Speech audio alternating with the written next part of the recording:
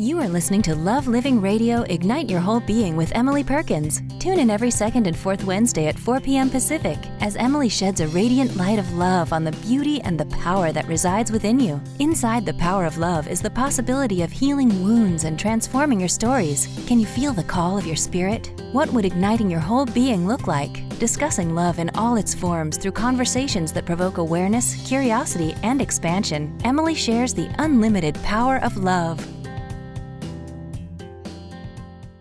Hi, everybody. Welcome to Love Living Radio. I am Emily Perkins, and I'm so excited about our conversation today. I am joined by my dear friend, fellow coach, novelist, podcaster, coach for kings, the extraordinary Ryan Hall. Thank you, Ryan. I'm so excited to have you. I'm really excited to be here. Thank you so much for having me. I'm psyched. I'm psyched about our conversation. I'm psyched for people to get to know you a little bit. For those of you who don't know, Ryan is actually the reason why I got into this whole arena. About 2 years ago, he approached me and was like, "Hey, what do you think about doing a podcast?" And I was pretty much like, "Hey, I have no idea what a podcast is." I think your exact answer was, "What's a podcast?" Yeah. Yeah. Yeah, so like radio wasn't even on my radar at that point. It was like I had no idea what podcasting was, not to mention internet radio. So he opened a new door to me, and we started the Magic Time podcast, which was my first stab at it. And he was such an amazing support system for me in getting my voice started, which is actually cool. Because Ryan, aren't you doing a workshop about tuning into your voice? Oh, absolutely. Then that really leads into it perfectly. Yeah, I'm starting a 4-session group coaching workshop called Own Your Voice, Own Your Life. And it's going to be really cool. We're going to take each week that we're going to be meeting. It's going to be asking and getting feedback on one really probing and particular question about what it means to really own your voice and really speak up about the issues in the world, and really just really tune into your voice and own your voice and to be able to speak out. And that the first session is September the 12th, which is a Wednesday at 7 o'clock Eastern Time. You can go sign up at Royal Hearts Coaching /voice. And there is a discount code for listeners to Emily's Fine Radio program called Love Living. That's the discount code. Put that in there and you get 20% off of the purchase price of the course. And $300 is a steal at 3 times the price. So take advantage of that, and I'd be happy to answer any questions y'all might have about that moving forward if you're interested in learning a little bit more about it. Cool. That was very generous of you. I'm very, very lucky for all of our awesome listeners. Thank you for sharing that. And I'm like looking at your bio, and one of the things that stuck out to me, which is I think a cool thing to bring up about you as a coach and how you support people, because I remember the first time you actually sent this to me, and it was just like, yes, God, the world needs this so bad. But it says that your mission is supporting men to embrace their gentle masculine power so they can become kings, the heart-centered leaders the world needs, which is so true. Oh, it just resonates so much and is so powerful. Heart-centered male leaders just light me up. So I'm so proud and honored and excited to have you on the show and to be sharing your brilliance and amazing heart with all of us. So thank you. And It's a privilege. Thank you. Without further ado, let's jump in. Let's talk about bodies. Let's talk about how we relate to our bodies, because this piece I feel like I could talk about forever. You and me both. Yeah. There's a lot of stuff around our bodies. So Rye, which I playfully call you, so everyone's just gonna just be able to enjoy our nickname. But I've been used to that ever since I was a kid. That was my mom's nickname for me. Rai Rai, actually. So maybe sometimes I'll call you Rye. We'll see. yeah. So I'm dying to know, how have you throughout your life related to your body as a man? I think the word that really comes to my mind is adversarial. It's like it's a very kind of adversarial battle in a way, because I've been a guy I've struggled with my weight my entire life. My weight is totally roller coaster, right? Some days I really am just thrilled with how I look, and other days I, just really hate the way I look. But it's not just about how you look. It's really about how your body works for you. It's about really how your body works for you, because it's like I have a saying that as long as your heart still pumps, as long as your lungs still can draw breath, as long as your mind still works, there's still a thought in your mind, you can create, dare I say, magic. You can create magic with your life. And all three of those are tied in to a body that works. And if everything is working, if everything is on point, if everything is just really just ticking at its highest core, it's limitless. It's absolutely limitless. Yeah, I totally hear that. And our physical body and how it works and functions and moves through life, because that is what our body allows us to do. It allows us to move through life. Yeah. But it also, so I was watching this movie this weekend when I was in Aspen with my cousins for my cousin's bachelorette party, and it was called I Feel Pretty, and it was Amy Schumer's new movie. And the takeaway that I got... Amy Schumer, my future wife, by the way, but go on. I know she just got married, but yeah. I love it. I can see that. I can totally see that. Yeah, that's a good match. Mm-hmm. Yeah. No, I love her. I do. I love her, and I love the message of this movie, because at least the thing that I took away from it was that how we relate to ourselves and our bodies and how we look physically can drastically affect how our life shows up. How Totally. we show up in work, how we show up in love, and actually getting the things that we want. Because in this movie, she actually, her whole life shifted because she saw herself differently. Nothing physically had changed about her body, but she actually saw herself differently, and the confidence and the groundedness and the embodiment that she had literally actually got her dream job, got her a man that she fell in love with. The essence of it was just so powerful to me, that how we see ourselves and relate to our bodies and our beautiful physical beings, right, can drastically affect how we experience our life in so many areas, in love, in life, in dating, relationships, work, parenting. It's really all encompassing, because those messages about how you're supposed to look, whatever that means, those messages just get tattooed to the back of your skull almost. And it can be really hard to shake that until you start to see yourself in a more positive, more powerful light. Yeah. Maybe even love what you see in the mirror. Absolutely. Yeah. And it takes some practice, because that's not actually what we're trained to do. We're not trained to see what we love about ourselves. We're trained to see what we need to fix or change, or what we don't like. What's You wrong? know, what's wrong? What's wrong with me? What do I need to change and fix so that I'm prettier or handsomer or more attractive?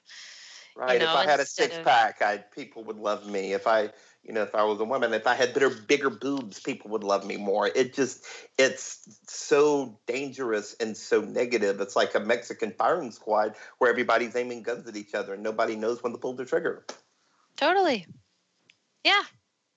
And then we end up pulling the trigger on ourselves most of the time, because the person who loses out is us. Absolutely. You just lose out on the things that you really want and that you really deserve and desire. Yeah. Yeah. And I was thinking about this the other day, like what would life look like? How would we all be so different if the things that we were taught, whether it's media or family or school, whatever it is, if we were taught from the get-go that our bodies were beautiful, that our Totally. bodies were good, that like we all look different, and a healthy body is a beautiful body in whatever shape, form, size that is. Yep. Like how different would we be as humans if that's what we were taught, instead of you need to look like the perfect little skinny, chiseled, Right. whatever, model in the magazine. Be pretty different, I think. Absolutely. Yeah. So I was thinking about this, and I was wondering for you, because, gender roles are what they are, but in terms of how we relate to our bodies, there's so much focus on women and body image for women. But I think that there's a really awesome story about what it's like to be a man, and how all of this relational stuff in terms of how we experience our bodies shows up. So like if you were talking to all the men and all the women, because it's something that we need to hear too, what would you say? What would you say about how life can be in terms of relating to your body from a positive standpoint?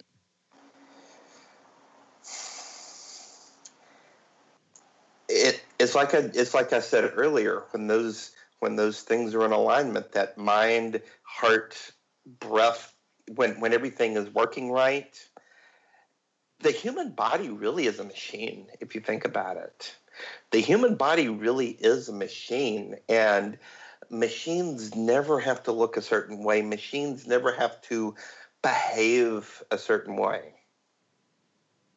And if you're able to I think if you're just able to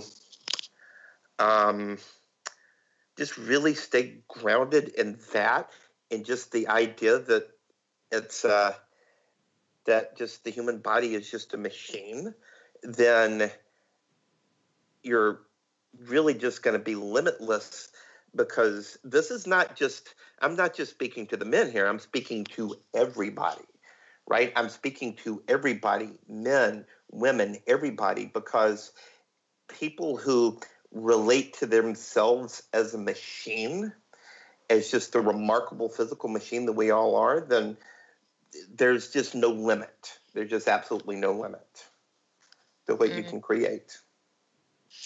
Yeah. I guess what I hear in that too is like relating to our bodies as this amazing physical automatic presence.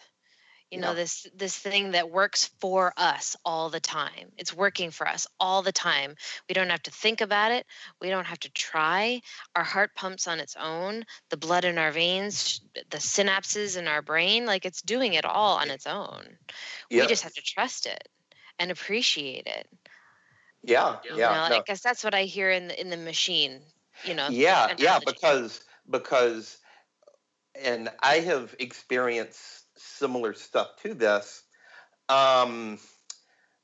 When part of that machine breaks down, you're kind of hanging on kind of hanging on a ledge. You know what I'm saying? You're kind of hanging on a ledge, and just like in no man's land. It's like totally it's like, again, it's like that Mexican firing squad where everybody's aiming guns at each other when you're in a situation where something isn't working right, when you've had health problems like I have. It's, it really gives you gratitude. You really get grateful for just how beautiful this physical specimen is. Oh, yeah. Oh my God, yeah. And I would love for you to actually talk a little bit about that. And I also understand, because I had a huge traumatic hip injury when I was a kid, which eventually as an adult led to me having a hip replacement about 3 years ago. And when you have I was about to say it was before we met, but yeah. Yeah, was it? Yeah. Yep. Yeah. Okay. Yeah. Yeah. And when you have that kind of physical trauma to your body, it shifts your perspective. It really does. Just quickly, this was back in 2009 when this happened. Just to give you a little bit of perspective on where my life was at this point, this was in July of 2009. The previous February, I watched my mom pass away. So there was grief. I was not taking great care of myself. I was probably drinking too much alcohol. I was not really exercising the way that I do now. And one day I felt like I had swallowed a golf ball and it was stuck right under my right rib cage. Turns out that my gallbladder was not only infected, my white blood cell count was through the roof, but it had ruptured. And we did not know that until they actually got inside me.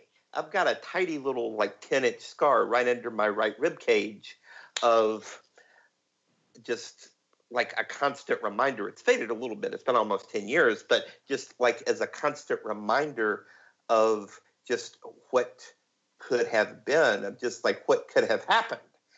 And I think really the biggest thing that I'm present to is when the doctor told me how fortunate I was. The mortality rate on something like this is in the neighborhood of 65%. And when the doctor told me how fortunate I was, I'll never forget when he left the room. I was alone. And the energy of that room just felt like it was just crushing. And I ugly cried for 2 solid hours.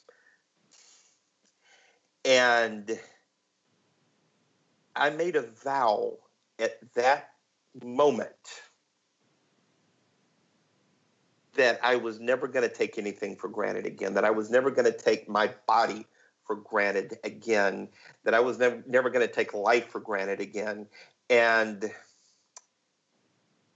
it took me a little while to get some momentum going, but I ended up writing a book. I ended up becoming a coach. I ended up moving from Alabama to New York. So there's just, it really began with really one of the darkest days of my life.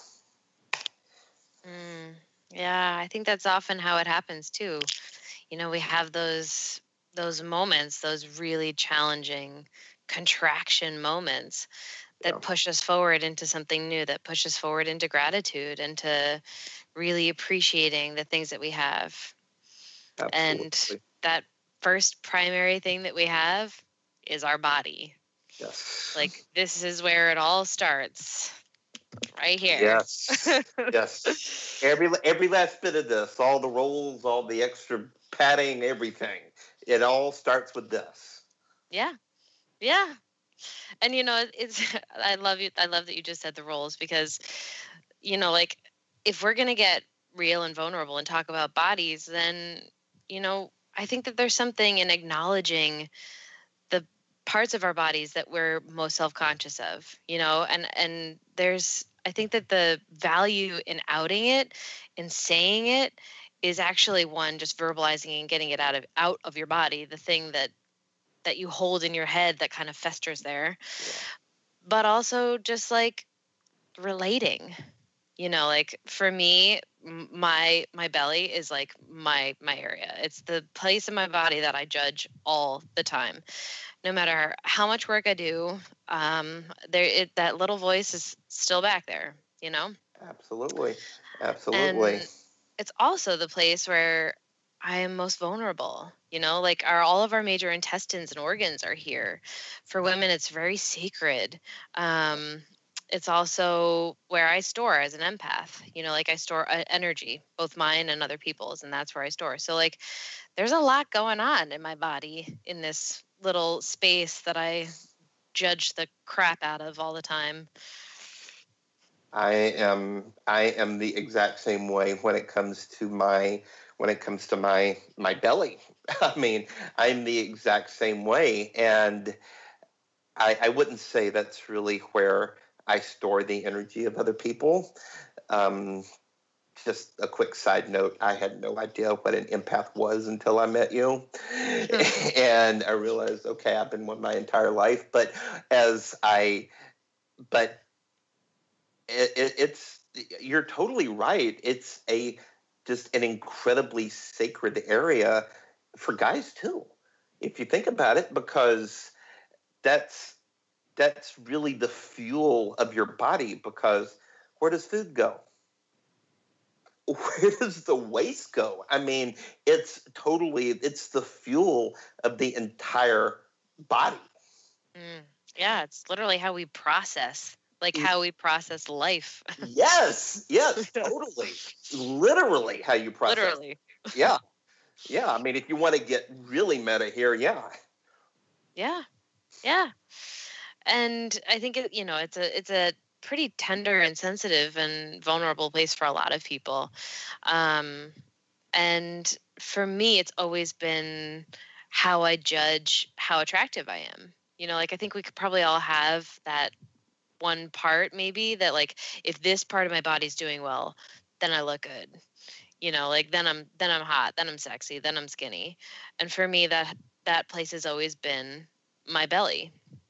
And so it is really closely tied to how I feel about myself. When I'm eating well and moving my body and feeling good and whatever, if my belly is feeling flat, I'm feeling good. Right. If I'm bloated, which I am like all the time, then then that little voice in the back of my head starts chirping, and I now at least know it well enough. Like I'm sure you probably too. That voice. Yeah. When you do the work and you're consciously looking at your own stuff, the voice that's back there. You know what it says, how mean it can be. Sometimes you even name it. Sometimes you name it. I think mine was my little bitch, right? Yeah. Oh, I haven't heard that one in a while. Yeah. No, mine was Steve, and there's a long involved story with how it ended up beginning Steve. It ended up was an ex-girlfriend. It involved an ex-girlfriend of mine, and yeah, thoughts, feelings, and body sensations. Yeah. And I love that you just said thoughts, feelings, and body sensations, because that is actually the perfect example of how we experience life. Yep. Like thoughts, feelings, and body sensations. Like the body sensations are actually pretty important, because they usually are pointing little flashing lights towards the other stuff. You know, like the issues are in the tissues. All of our stuff shows up in our bodies. Yeah, and it's just like I was sharing earlier around the whole gallbladder thing. I'm dead convinced now. I am dead convinced that a lot of my issues that developed in my tissues. I like that. I thought I was the writer in this relationship, but all the issues that developed in the tissues, in my tissues, I think a lot of it was because I did not know how to process the grief of losing my mom. Yeah. I think most of it was, actually. Yeah. I mean, emotional trauma, it literally stores inside of our body and becomes pain. And that's a lot of what I work on with people when I'm doing healing work, is actually getting to the roots of the pain, getting to what the pain actually, where it started, how it began. And grief is a huge one. It's a huge one that just, we don't know how to be with grief. That's something that we're not really taught either. Nope. So our body does the best it can, and it usually stores it somewhere, because we don't know how, we're not taught to release it. Yeah. So yeah, that totally makes sense. Yep. And for me, I think a lot of mine came from my relationship with, my mom and my parents. My mom is amazing, and she's an incredible woman, but she's also extremely fit and in the physical world, as a personal trainer. She's a personal trainer, yoga instructor. She's always been very fit. Right. Always. So yeah, it creates all this stuff. Yep. But we have to take a quick break. But when we come back, we're going to talk a little bit more about our bodies, how we relate to them, all the stuff we hold in them, and what it can be like to give a little love to these beautiful bodies. Stay with us. We'll be right back.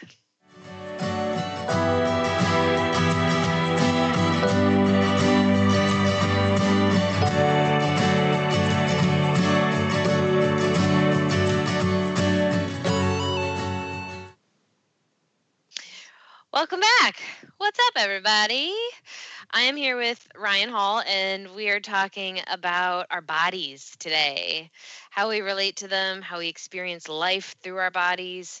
And we talked a little bit about how we relate to our bodies, and then trauma in the body, the issues in the tissues, all sorts of fun stuff before the break. And now I kind of want to jump into like what it looks like in terms of relating to our bodies when it comes to dating.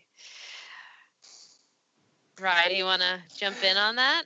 Yay. Hi.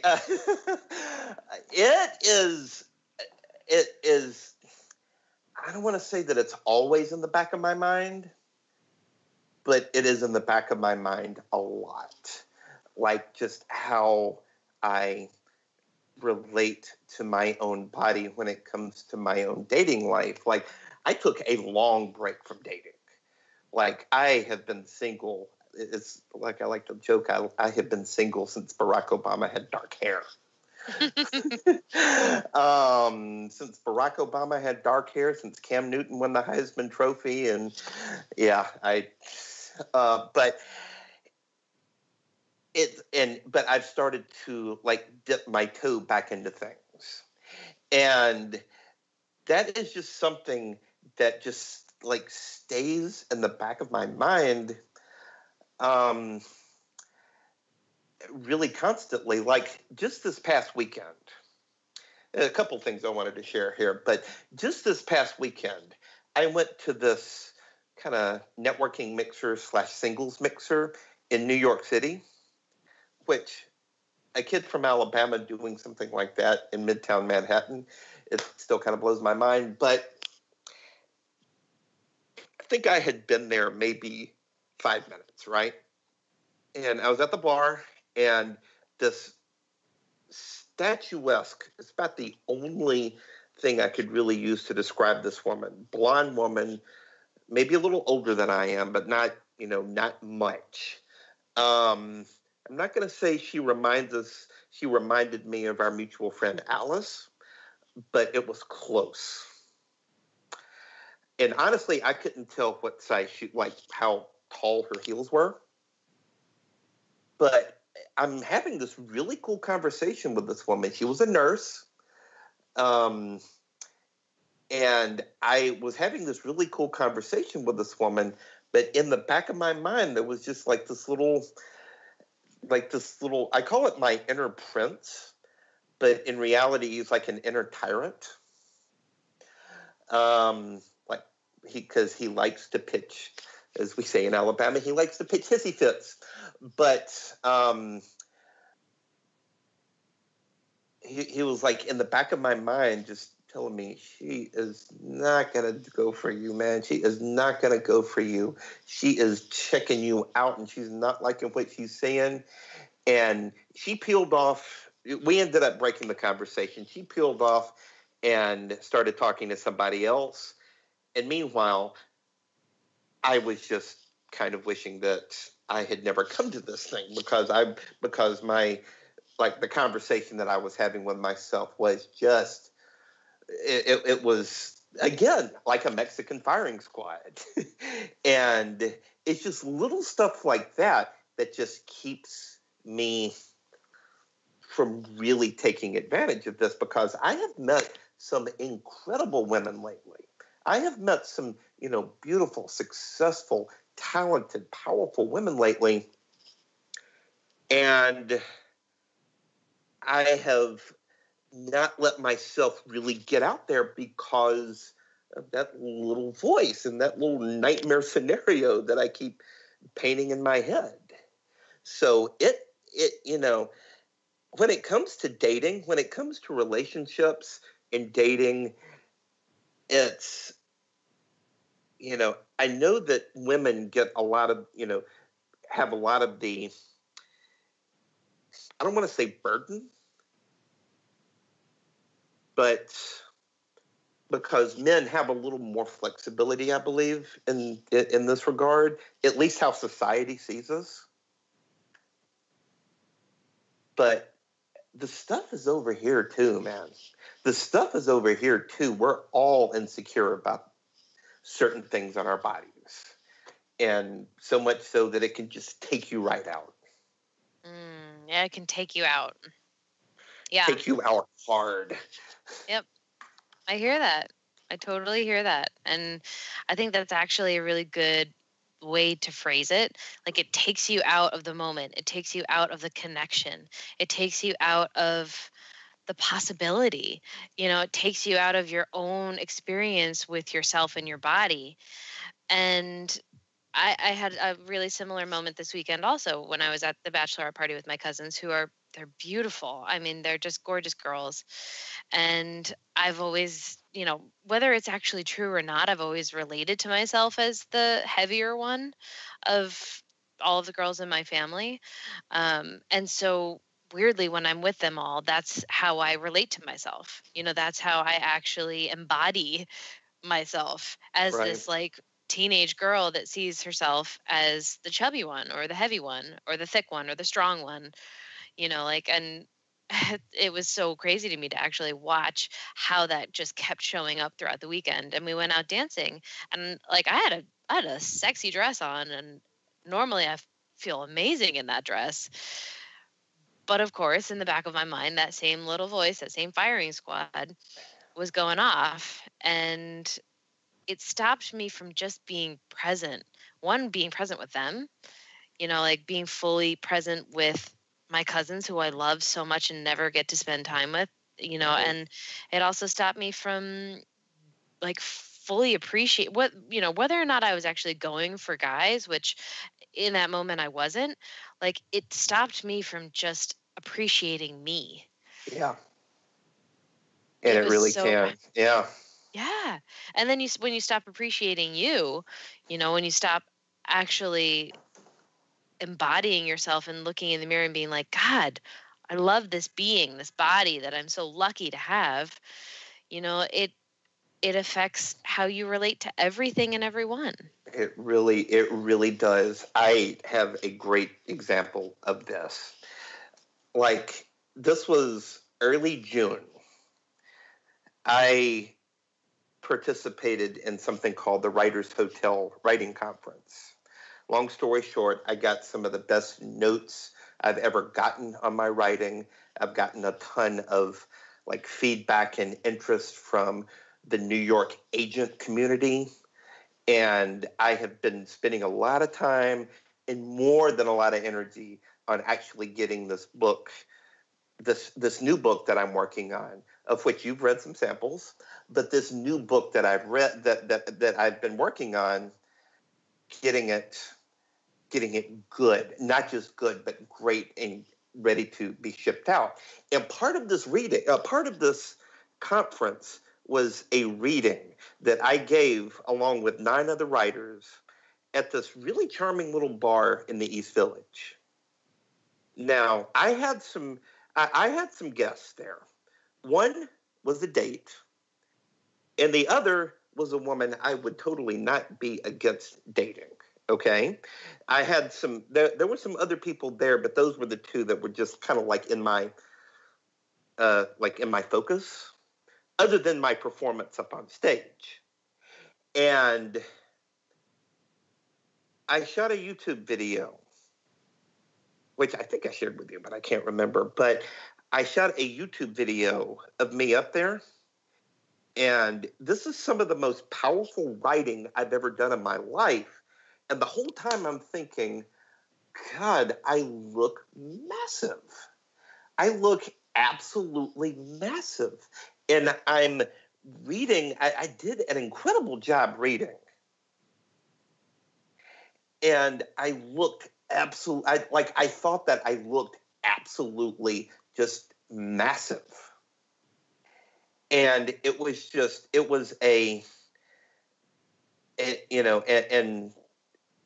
the other friend and me, the date, we went and had a couple drinks after the reading. And the whole time I'm sitting there thinking, and she is, this woman I'm talking about, former competitive gymnast, diver, somebody that still keeps herself in, excellent shape. And I'm sitting there thinking, there's no way on God's green earth this is going to happen. But it's that little voice in the back of your mind that just will not shut up. It just will not shut up. Mm-hmm. And how did that little voice affect how you related to her, how you were in that moment, and then your connection with her? I feel like I did not feel incredibly connected. I thought I was connected kind of peripherally, but I did not feel that really deep connection that I thought I did in the moment. Mm-hmm. All because I'm just sitting there thinking, gosh, she's probably just staring at this spare tire that I've got around my belly. I've been there. Yeah. How do you think it would have looked different if you had been, like in your body, and if the focus had been how good you look? Yeah. What do you think it would have looked like? I would have been a lot more myself. I would have been a lot more in my power, I believe. Had somebody describe my particular version of power one time as being like a cozy fireplace. But like that cozy fireplace power that I would have been able to connect a lot deeper with this woman. And I still think there may be something there, but I think she's kind of in her own thing right now. Yeah, kind of in her own relationship stuff right now. Yeah, which we all are at whatever phase in our life. But I so hear the cozy fireplace and how the cozy fireplace is inviting. It's warm. It's attractive. Yeah. It's enticing, and it makes people feel comfortable. Yeah. Yeah. All right. We're going to take a quick break, but when we come back, we're going to talk a little bit more about how we relate to our bodies. And I think I also want to dive into a little bit of some personal stuff about maybe sex and what sex looks like when we're really feeling our bodies. All right. Stay tuned. There's good stuff. Yep.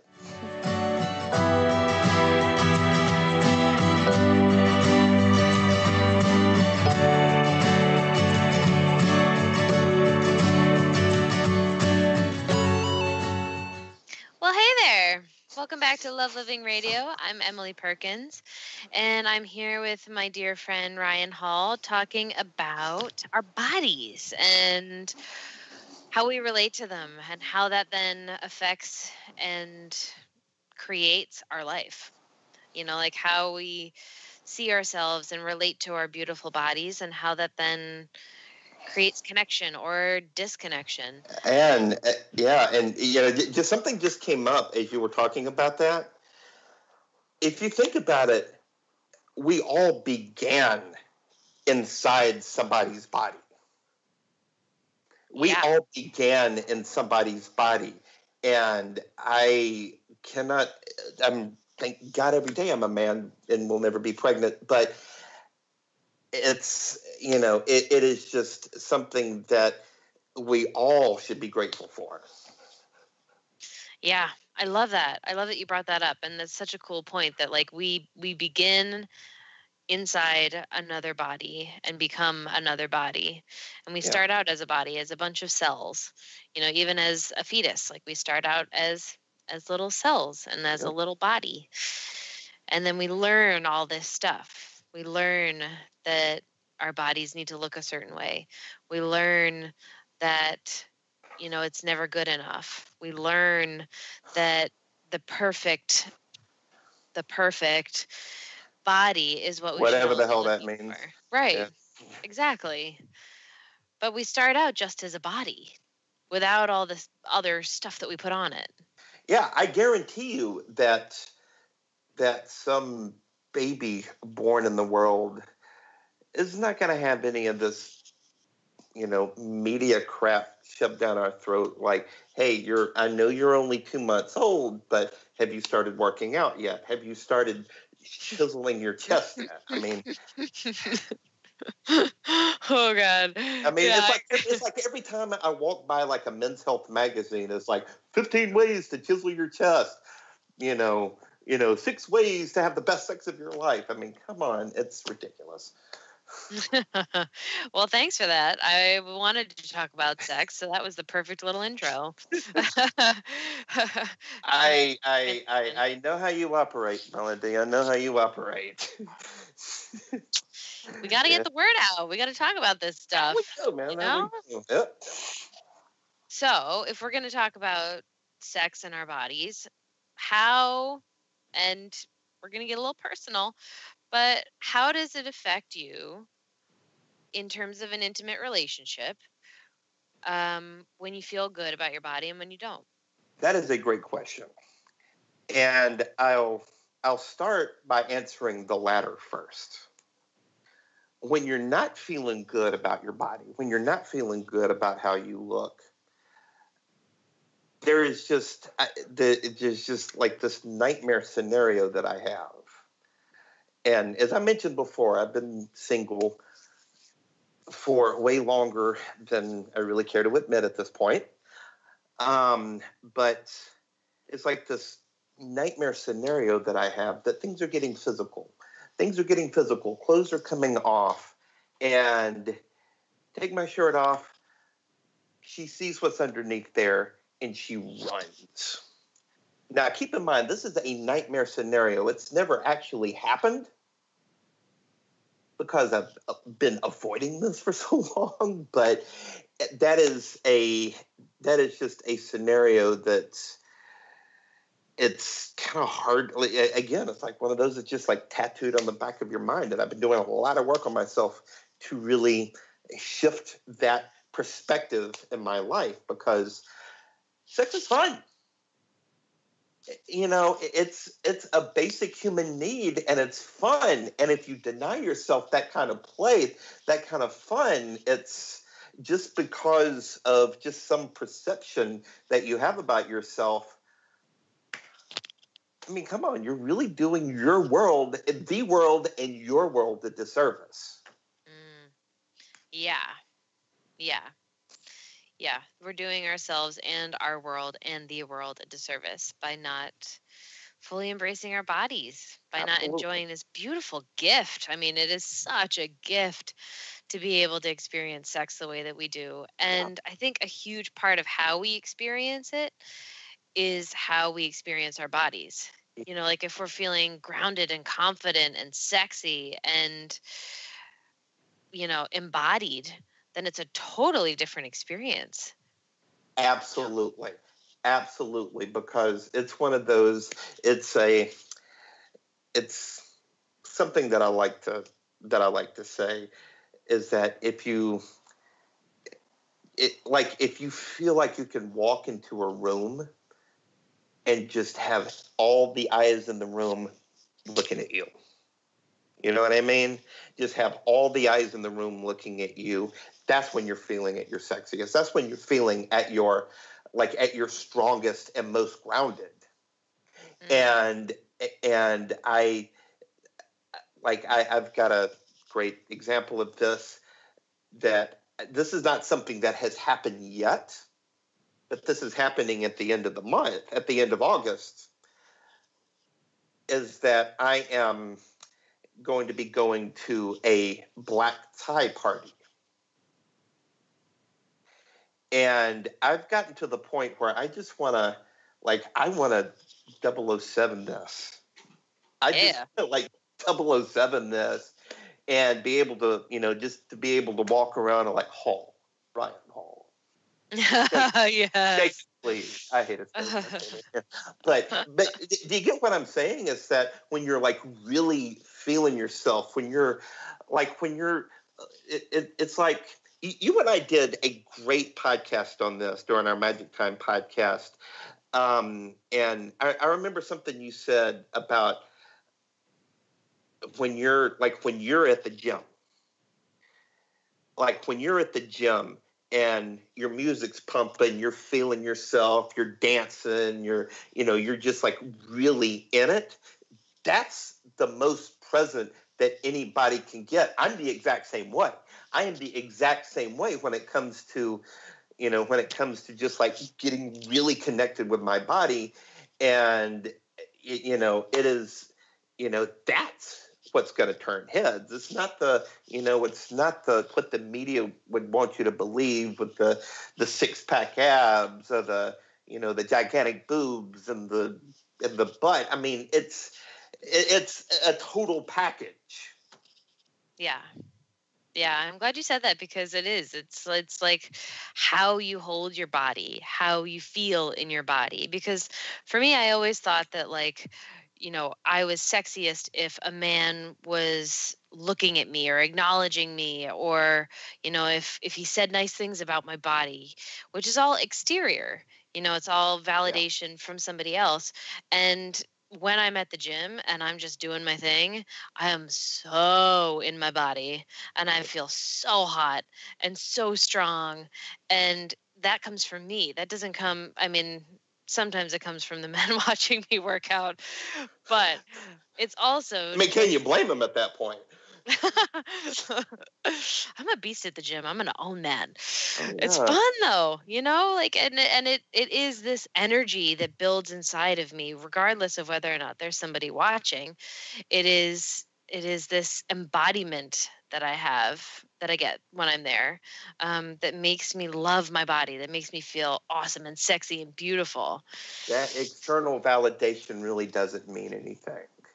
You know what I mean? It may feel good in the moment, but are you really, I don't think, I know you well enough to know that you're not this way, but is anybody really that, I don't want to say shallow because there's a lot of context around that word, but that you're just, that's the only way. And I'm totally I'm totally picking up on what you're saying here, because that's not just how you look, but that's confidence. That's having fun. That's playing. That's dancing. That's singing. I will never forget the time that I was listening to the Allman Brothers and started singing along to Whipping Post, and somebody looked at me like I had grown a second hip. So, I love it. Yeah. Yeah, embodiment and fully being in ourselves and owning who we are, owning these beautiful bodies. Being. Yes. being. Ignite your whole being. Am I right? Yeah! Woo! That's what we're Yeah. doing here, right? Yeah, right. I could so talk about this forever, but I want to make I sure know. that people know how to get in touch with you. So, Ryan, will you let people who are listening and watching, please let them know how to get in touch with you? Absolutely. Go to my website, royalheartscoaching.com. You can email me, ryan@royalheartscoaching.com, or you can find me on Twitter and Instagram at Ryan Hall Writes. Complete sentence, Ryan Hall Writes. And I'm active on social media. I'm active on the Good Men Project. There's just a lot of places where I'm active online. I am easy to be found. Yay! Awesome.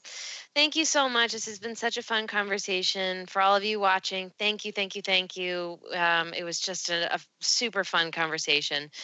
And if you need to get in touch with me, go to lovelivingholistics.com. I hope to see you back in 2 weeks. Thank you so much. And I wish you all so much love in your life. Thanks, Ryan. Thank you so much. Bye. Thank you for listening to Love Living Radio, Ignite Your Whole Being with Emily Perkins. Tune in every second and fourth Wednesday at 4 p.m. Pacific as Emily sheds a radiant light of love on the beauty and the power that resides within you. Discussing love in all its forms through conversations that provoke awareness, curiosity, and expansion, Emily shares the unlimited power of love. For more information or to listen to this show, visit lovelivingholistics.com.